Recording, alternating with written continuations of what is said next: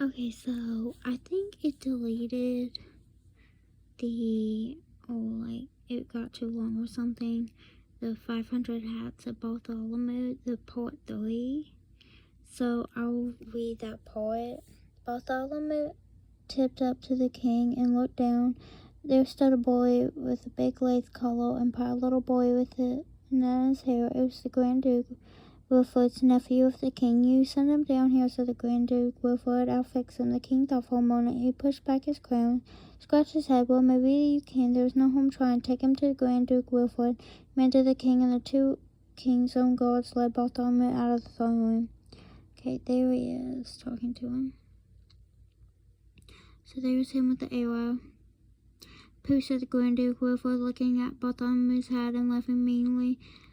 That hat won't come off. You stand over there. He pointed to a corner where the wall curved out. I need a little target practice with my bow and arrow. Then Bartholomew saw the Grand Duke Wilfrid had only a child's bow, and he didn't feel frightened. He spoke up proudly.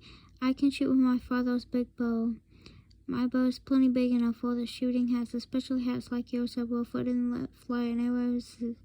It grazed Bartholomew's forehead and nipped off his hat.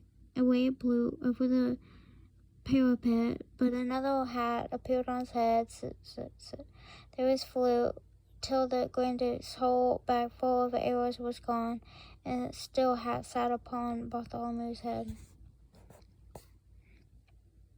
That's not fair, cried the Grand Duke. It's not fair. He threw down his bow and stamped upon it 154 hats, gold, salt, a lot. Oh, and there's the hat. There's the hats flying off. There's this other guy with the arrow. These hats are driving me mad. The king's voice rang out through the palace. Why waste time with a child's bow and arrow? Fetch me the mightiest bow and arrow in all the realm. Fetch the yeoman of the bowman. Yeoman of the bowman, echoed all the lords of noblemen of the court. The gigantic man strode across the terrace. His bow was as big as a branch of the tree. The arrow was twice as long as Bartholomew's and thicker than his wrist. Yeoman of the bowman, said the king, shoot off the boy's hat and make it stay off.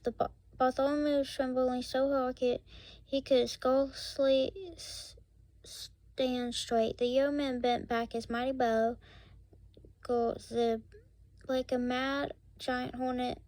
The arrow came through the air towards Bartholomew Cubbins.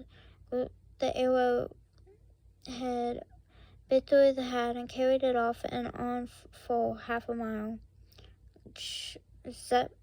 It plunked to the stop in the heart of the oak tree, yet there was Bartholomew's head sat another hat. The face of the yeoman of the bowman went white as the pale walls. It's black magic, he shrieked. Okay, so there's a bunch of people standing around him. The black magic, that's what it is, sighed the king with relief. I should have thought of that before. That makes things simple. Back to the throne room. Call my magicians. The whole throne room wasn't as loud as a breath, but from the spiral stairs that led down to the southwest tower came the shuffling of slow, padded feet. The musicians were coming. Low and slow, they were chanting words that were strange. Dig a hole 5 furlongs down to where the night snakes creep. Make some mold, the mystic mud. Mabble, babble, tibble, tid. In come 7 black gowned men, and beside each one stood a lean black cat, circled around the Bartholomew Cubbins, muttering deep and mysterious words. Stop this useless muttering, ordered the king. I want a chant that will charm away this boy's hat. The musicians huddled over Bartholomew and chanted, Wickabus, tickabus, fickachi, clay. Hat on the steeman's head, fly far away. How meant how way, how way, how way. Yow cats, yow away. Yahweh, Yahweh, hat on those demons' heads. Step away, creep away, leap away, never come back. Wait. A mighty good chance, said the king, looking as pleased. Are you sure will work? All the magicians nodded together. But the king looked puzzled. There was still a hat upon his head. How long will it take the charm to work? Be calm, old sire, and have no fear, chanted the musicians. Our charm will work in 10 short years. 10 years, gasped the king. Away, fools, he shouted. Out of my sight. I can't wait 10 years to get rid of that hat. Oh dear, what can I do? What can I do? If I were king, whispered the Grand Duke Wilfred, I'd chop off his head. A dreadful thought, said the king by his lip, but I'm afraid I have to.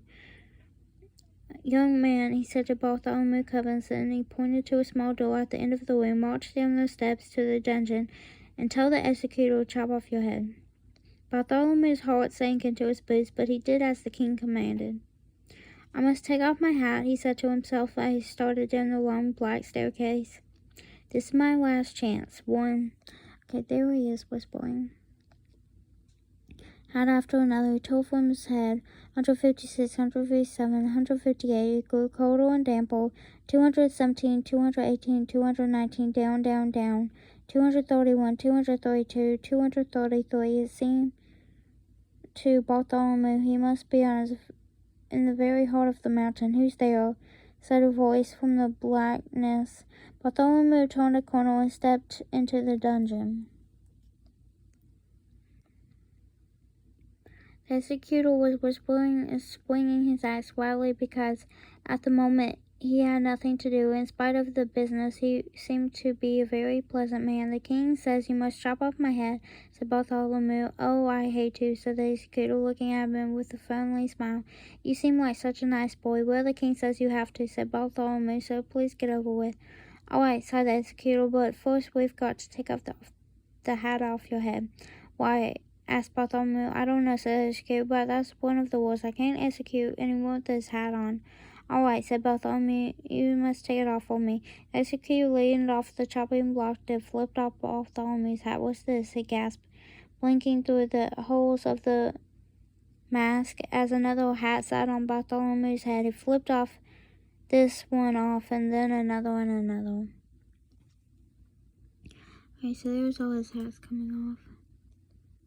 And he looks happy. Fiddlesticks, going to the executor, throwing his axe on the floor.